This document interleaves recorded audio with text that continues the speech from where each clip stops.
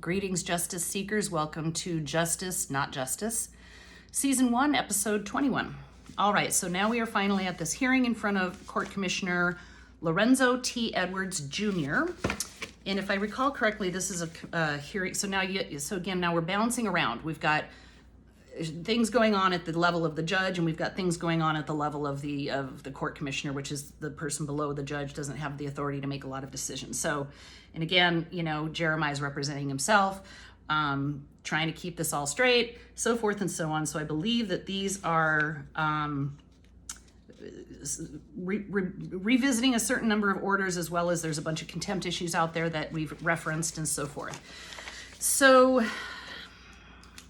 GAL, first thing out of the chute, GAL recommends the children go to the father's home 1 day per week. One. So now we started with twice a week, every other weekend, got it reduced to twice a week, and now she's recommending that they go once a week, just one time.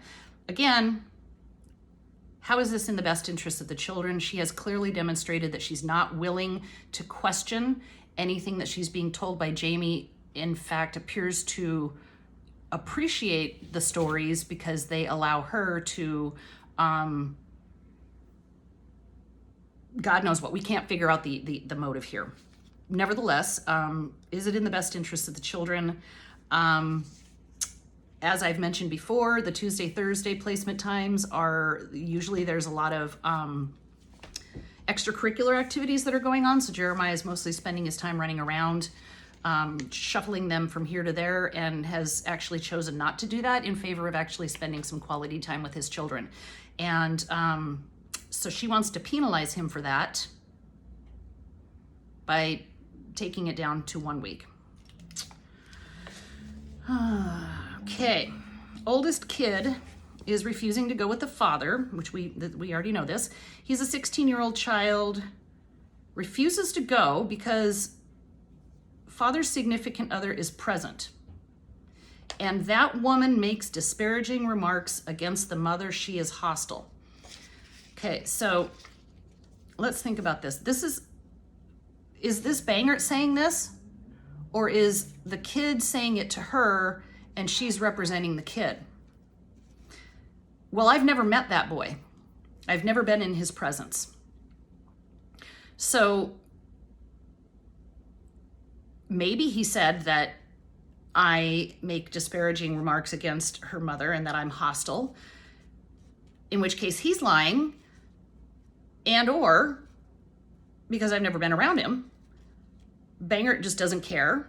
She will take whatever she hears and just run with it, especially if it's disparaging against Jeremiah, and or she just decided to say it. Don't know. The other children report father is not bringing them to their activities, which we've already discussed, yes, because he's decided that his limited time with them is more important at this point in their lives than their swimming practice, etc. That's true. The other children also feel uncomfortable for the same reasons expressed by the eldest child, that I make disparaging remarks against the mother and that I'm hostile with the children. Whether or not they said that, don't know. They might have, but we have a lot of photos and videos of mostly I'm trying to stay out of the way, but we sit down and have dinner together. My kid comes by all the time. They're playing together. There's nothing happening wherein Kristen is being hostile or talking about that's totally inappropriate. I would never do something like that. Not to mention, this just seems to be a continued effort to keep the alleged abuse charges alive from back in March, which were investigated and so forth. So doesn't Bangert question them about that? I mean, doesn't she, she just reports this. And again, I'm not sure who's reporting, if it's just her or if she's saying it through the kids and she's not questioning them, or I don't understand. GAL doesn't believe that father is respectful of his children's needs or their emotional development. Father doesn't understand how the battle he is waging is impacting the kids.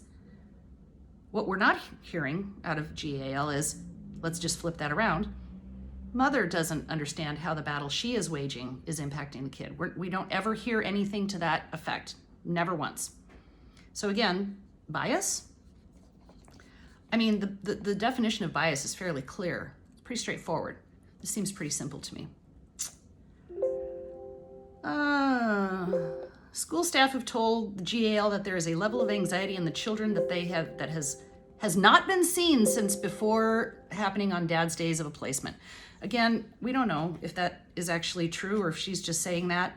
And again, you have to think about why that.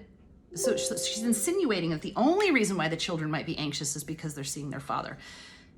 I'm not saying that the kids aren't anxious. I don't know whether or not they are, but if you think about the hostility and what Dad has to go through, like we said in a previous video, that one time he dropped off one of the kids and Mother opened the door, said, "Get in here," and slammed it and started yelling at it. I mean, there's a whole host of reasons why they're anxious, and it's not just because of father. So why is it only just one focus here? Why, and how is well, I'm not going to say what the commissioner has done yet.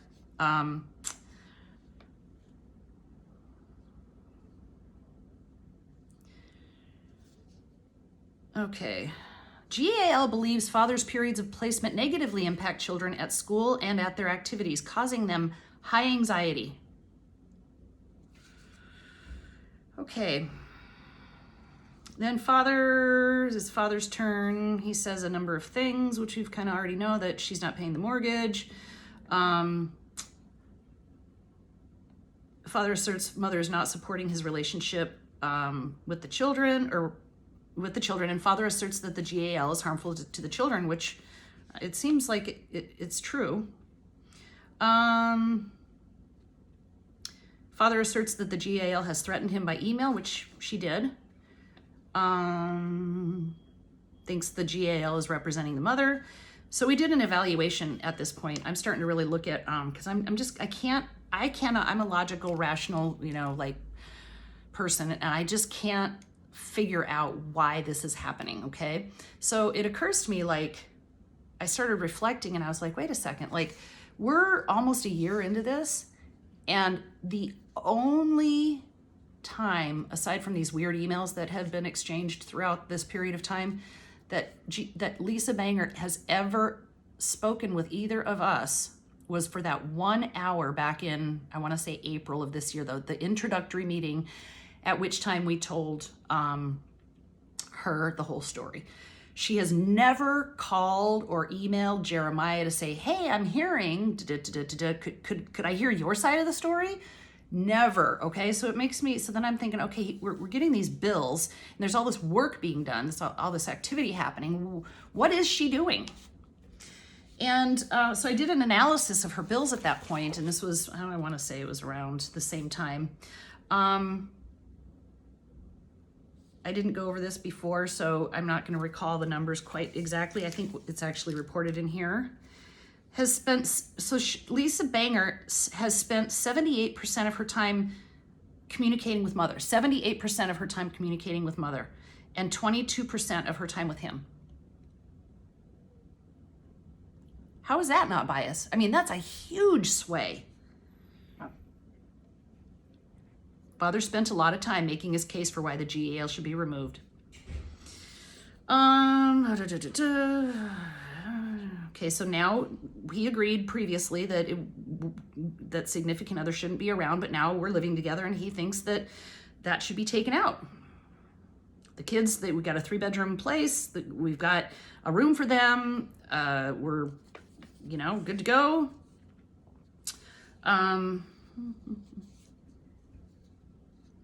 Mother, so now it's mother's turn. Mother asserted that the children tell her, the children say it. I mean, that's all you have to say. The kid said, father is drinking during his periods of placement and that his girlfriend creates a hostile space. Mother is trying to maintain stability. Mother is doing nothing to maintain stability. As we have already seen, mother has gone to great lengths to create instability and chaos and drama and anxiety in this entire process, affecting the lives of every single person.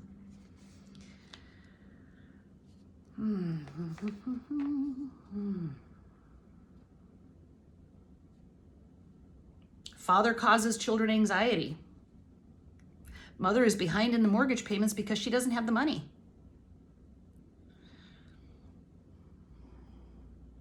She does have the money. We've already established that.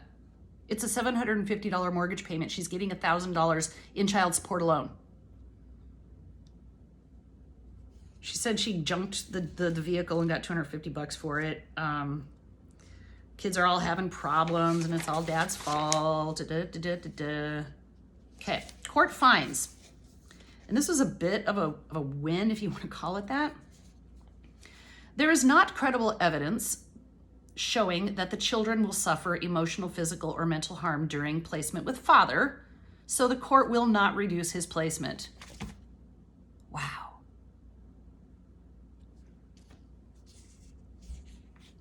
That being said,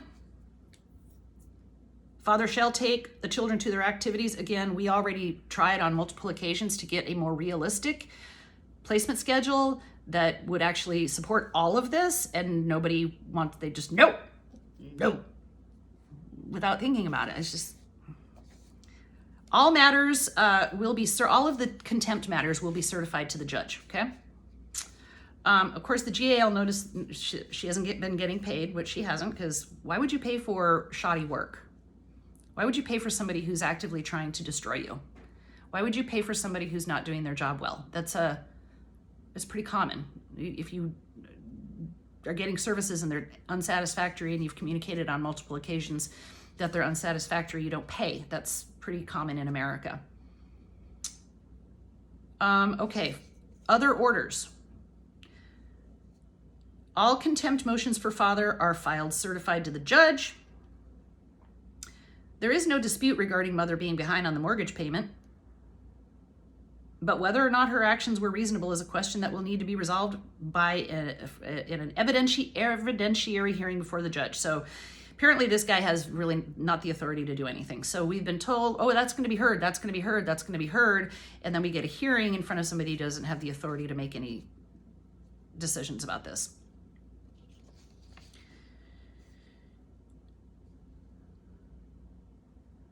They're not going to change the placement schedule. I'm not to be around. Can't even think logically about that. Again, I live there and I'm disabled. And nothing else changes. And now we're going in front of a hearing, in front of a judge in January of 19. Okay. I'm going to end this soon, but I'm just going to say that shortly after this hearing, matter of fact, I think it happened the day before, but I'm not quite sure what the timing was about this. It's hard to tell because they don't necessarily file things according to the date that it actually happened. But right around this time, Jamie's attorney fired her for lack of payment.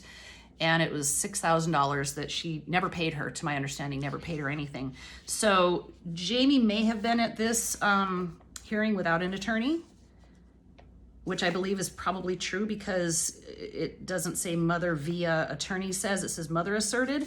So now you have two parties who are representing themselves.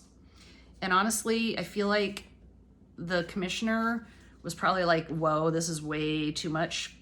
I don't even want to touch it. Basically, I don't want to touch it, not changing anything, not doing anything with anything. I'm just going to put it all onto the judge.